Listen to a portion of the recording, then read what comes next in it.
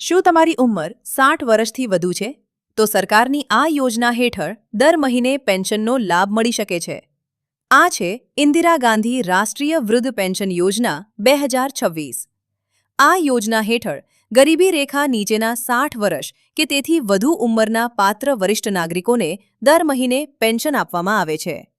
60 થી 79 વર્ષની ઉંમર અને 80 વર્ષથી વધુ ઉંમરના લાભાર્થીઓ માટે સહાયની રકમ અલગ હોય છે. અરજી કરવા માટે આધાર કાર્ડ, બેંક ખાતું અને જરૂરી દસ્તાવેજો જરૂરી છે. જો તમે હજુ સુધી અરજી કરી નથી, તો અરજી કરવા માટેની લિંક નીચે આપવામાં આવી છે અથવા અમારી પ્રોફાઇલની બાયોમાં આપેલી લિંક પર ક્લિક કરીને સરળતાથી અરજી કરી શકો છો.